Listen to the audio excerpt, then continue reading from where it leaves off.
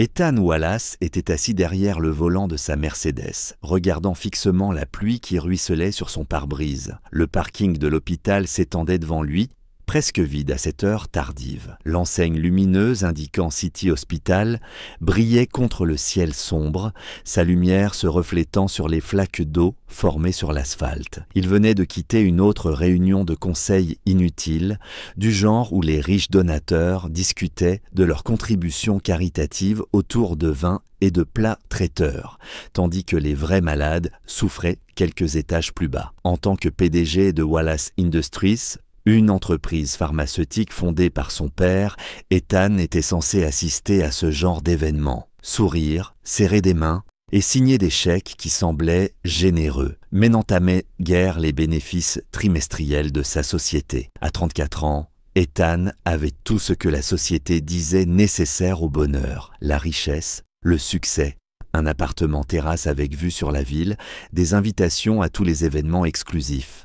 Ce qu'il n'avait pas, c'était une raison de rentrer chez lui. Ce penthouse vide, où personne ne l'attendait, où personne ne se souciait de savoir s'il rentrait ou non. Sa femme l'avait quitté 2 ans plus tôt, fatiguée d'être mariée à un homme toujours absent, même lorsqu'il était présent physiquement. Elle voulait des enfants, des dîners de famille, des week-ends à 2, et un mari qui se souvenait des anniversaires. Ethan, lui, voulait se prouver digne de l'héritage paternel, agrandir encore l'entreprise, laisser une trace durable. Il avait fait le mauvais choix, et maintenant il se retrouvait seul dans une voiture qui valait plus que la maison de la plupart des gens, sans personne à appeler, sans endroit où aller. Ethan allait démarrer le moteur quand il la vit à travers la pluie. Une jeune femme courant sur le parking, portant dans ses bras un petit enfant. Elle portait une robe fine, trempée jusqu'à l'os, ses cheveux blonds collés à son visage. L'enfant, peut-être âgé de 3 ans, était enveloppé dans ce qui ressemblait à une veste, mais tous deux étaient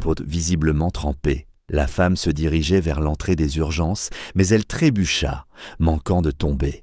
Ethan la vit regarder autour d'elle avec désespoir, puis ses yeux se posèrent sur sa voiture, le seul véhicule occupé à proximité. Elle courut jusqu'à sa vitre et frappa, le visage collé contre la vitre. Même à travers la pluie et les vitres teintées, Ethan distingua la terreur dans ses yeux. Il baissa la vitre, et la pluie commença aussitôt à détremper son costume coûteux. « S'il vous plaît, haleta la femme, s'il vous plaît, mon enfant est malade. J'ai besoin d'aide, mon téléphone est déchargé. J'ai marché des kilomètres. Elle brûle de fièvre, s'il vous plaît. Pouvez-vous nous aider ?» Ethan regarda la fillette dans ses bras. Son visage était rouge, ses yeux vitreux, sa respiration rapide et haletante. Ce n'était ni une arnaque ni un piège. C'était une mère désespérée de sauver son enfant. « Montez » dit Ethan, déverrouillant immédiatement les portières. La femme monta à l'arrière, serrant sa fille contre elle. Ethan se tourna pour les regarder. De près, il vit qu'elle était jeune, dans la vingtaine à peine, et l'épuisement marquait chaque trait de son visage. « Que s'est-il passé » demanda-t-il en se dirigeant déjà vers l'entrée des urgences. « Nous étions à l'arrêt de bus » expliqua la femme d'une voix tremblante, en attendant de venir ici, mais le bus n'est jamais arrivé, et la fièvre de Maya empirait. Je ne pouvais plus attendre, alors j'ai commencé à marcher, mais c'est à plusieurs kilomètres de notre appartement. Puis la pluie s'est mise à tomber, et j'ai cru qu'on n'y arriverait pas. « Vous avez marché des kilomètres sous la pluie avec un enfant malade » s'écria Ethan, horrifié. « Je n'ai pas de voiture » répondit simplement la femme. « J'ai dépensé mes derniers sous pour son médicament hier, mais il ne fait aucun effet. Elle a besoin d'un médecin. » Ethan s'arrêta juste devant l'entrée des urgences. « Attendez une seconde, dit-il. » Il sortit de la voiture, ses chaussures se coûteuses éclaboussant les flaques, et revint quelques instants plus tard avec un fauteuil roulant et une infirmière. « Monsieur, les fauteuils roulants sont réservés aux patients. » commença l'infirmière. « Cet enfant est une patiente, » répondit fermement Ethan. « Elle a une forte fièvre et a besoin de soins immédiats. » Le ton de l'infirmière changea aussitôt. Lorsqu'elle vit Maya, elle aida à transférer la petite fille des bras de sa mère au fauteuil roulant, tandis que la mère restait tout près, anxieuse. « J'ai besoin de ces informations pour l'enregistrement, » dit l'infirmière en avançant vers l'intérieur. « Je m'en occupe, » répondit Ethan. « Conduisez simplement l'enfant à un médecin, tout de suite. » Au cours des 3 heures suivantes, Ethan découvrit un monde qu'il n'avait jamais vraiment connu. malgré tous les galas de charité hospitaliers auxquels il avait assisté. Il s'assit dans la salle d'attente des urgences, aux côtés de la jeune femme, Lily Hartwell, apprit-il,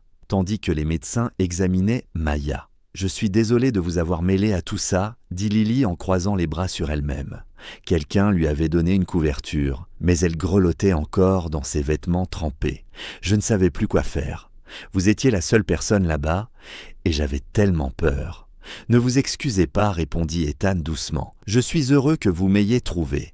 Votre fille avait besoin d'aide. Je sais que j'ai l'air d'une mère terrible, » continua Lily, la voix brisée. « L'avoir laissé tomber malade comme ça, ne pas avoir d'argent pour un médecin, devoir marcher sous la pluie parce que je n'ai ni voiture, ni même de quoi payer un taxi.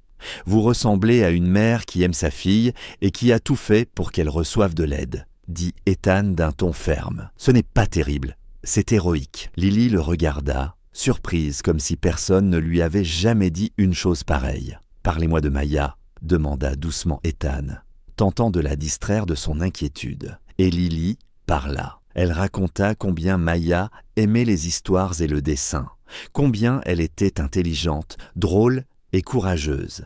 Elle parla aussi du père de Maya, qui était parti quand il avait appris sa grossesse. Elle expliqua qu'elle travaillait à 2 emplois tout en terminant en ligne sa formation d'enseignante. « J'avais plus de stabilité avant, » expliqua Lily. « Je vivais chez ma grand-mère et elle gardait Maya pendant que je travaillais. Mais elle est décédée il y a 6 mois et je n'ai pas pu garder son appartement. Maintenant, nous vivons dans un minuscule studio, dans un immeuble qui enfreint sûrement toutes les normes de sécurité. Je suis toujours à une urgence près de tout perdre. Et aujourd'hui, c'est cette urgence-là, » dit doucement Ethan. « Oui, » admit Lily. « J'ai appelé malade à mes 2 emplois parce que Maya était si mal. Si je perds l'un d'eux à cause de ça, je ne sais pas comment je paierai le loyer le mois prochain. » Avant qu'Ethan ne puisse répondre, un médecin s'approcha d'eux. « Mademoiselle Hartwell, votre fille souffre d'une grave infection bactérienne.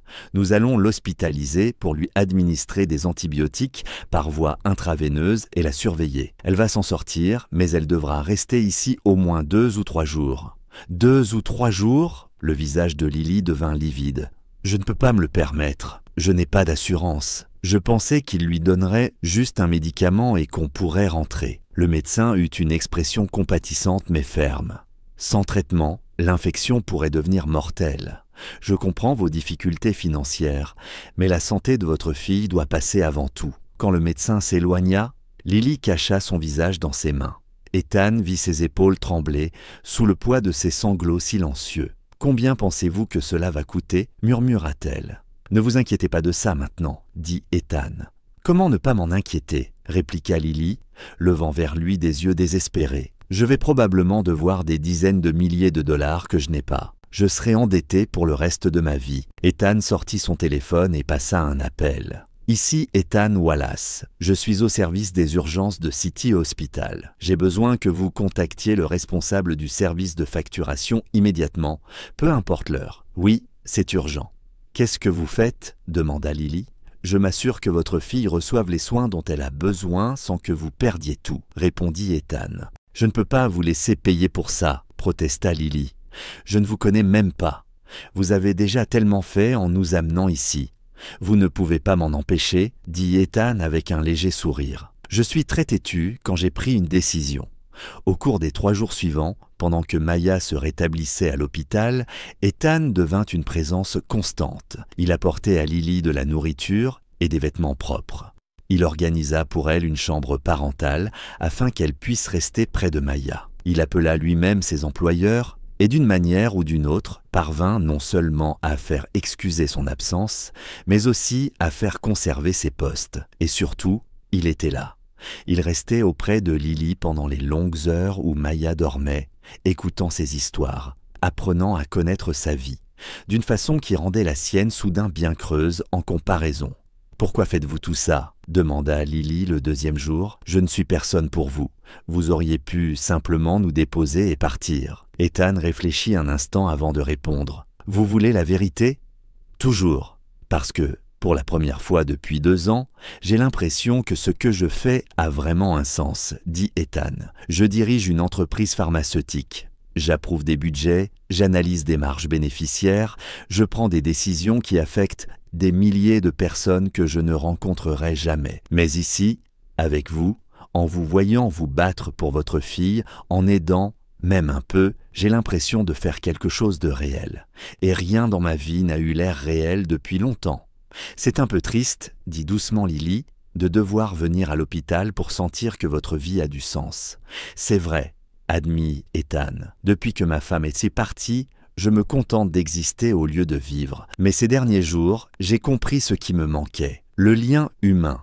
Un but qui ne se mesure pas en chiffres boursiers. Quand Maya fut enfin autorisée à sortir, en bonne santé et tout sourire, Ethan les ramena chez elle, dans l'appartement de Lily. L'immeuble était effectivement aussi délabré qu'elle l'avait décrit, dans un quartier qui rendait Ethan cruellement conscient du fossé entre leurs mondes. « Merci » dit Lily.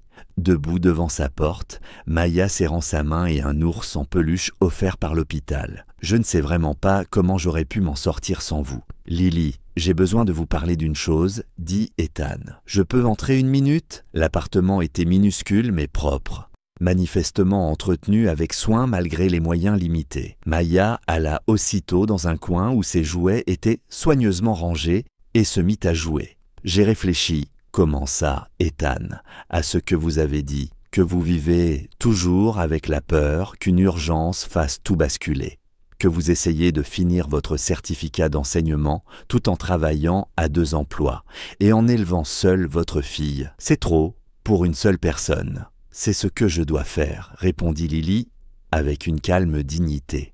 Maya mérite une belle vie et je suis la seule à pouvoir la lui offrir. « Et si vous n'aviez pas à le faire seul ?» demanda Ethan. « Et s'il existait de l'aide ?» Le visage de Lily se ferma légèrement. « Je n'accepte pas la charité, Ethan. Vous avez déjà fait bien plus qu'assez. »« Ce n'est pas de la charité, » dit Ethan. « C'est une proposition. Mon entreprise possède un centre d'éducation préscolaire pour les enfants des employés. Nous avons aussi un programme de bourse d'études pour ceux qui poursuivent un diplôme dans l'enseignement ou la santé. Si vous veniez travailler pour Wallace Industries, Maya aurait accès à une garderie de qualité, vous auriez une assurance santé et vous pourriez terminer votre certification avec un soutien financier. Travailler? À faire quoi? Demanda Lily, méfiante. Je suis serveuse et femme de chambre dans un hôtel. Je n'ai aucune compétence d'entreprise. Nous avons des postes dans notre département de programmes communautaires, répondit Ethan.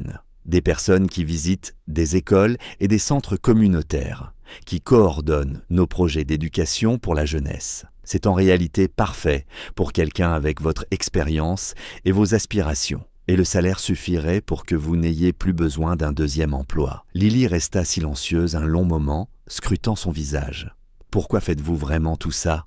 Parce que je veux continuer à vous voir, avoua Ethan. Parce que ces 3 derniers jours, apprendre à vous connaître, vous et Maya, m'a rappelé ce que cela faisait de se soucier de quelque chose au-delà du prochain rapport trimestriel. Parce que j'en ai assez d'être seul dans un monde qui n'attend rien de moi sinon de l'argent. Ethan, vous êtes un PDG, et moi je suis... Vous êtes celle qui a marché des kilomètres sous la pluie pour sauver son enfant. L'interrompit-il. Celle qui travaille à 2 emplois et trouve encore le temps de lire des histoires du soir. Quelqu'un de fort, de déterminé et de bon. Et cela vaut plus que n'importe quel titre ou compte en banque. C'est insensé, murmura Lily, mais elle souriait. Peut-être, répondit Ethan, mais parfois la folie est exactement ce dont on a besoin. Lily accepta finalement le poste et cela transforma sa vie de façon qu'elle n'aurait jamais imaginée. Elle termina sa certification d'enseignement en 1 an, s'installa dans un appartement sûr, dans un bon quartier, et vit sa fille s'épanouir dans une garderie de qualité, entourée d'amis. Mais au-delà de ces changements matériels, quelque chose de plus profond naquit entre elle et Ethan.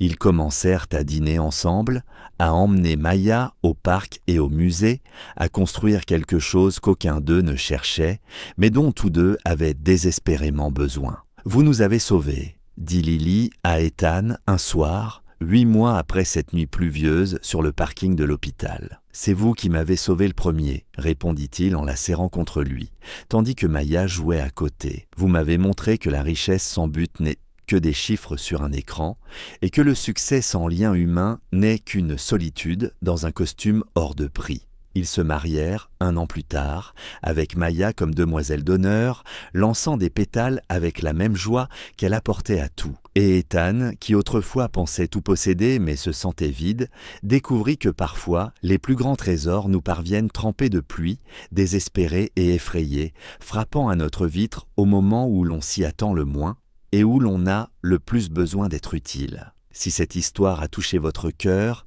et vous a rappelé que nos plus grands moments naissent souvent de notre compassion face à la détresse d'autrui, mettez un j'aime, partagez et abonnez-vous pour plus d'histoires sur les liens inattendus, le pouvoir d'être présent et le sens que l'on trouve en aidant les autres. Commentez ci-dessous pour raconter un moment où aider quelqu'un dans la crise a changé votre propre vie, ou quand quelqu'un a été là pour vous au moment où vous en aviez le plus besoin. Parfois, ceux que nous sauvons finissent par nous sauver en retour.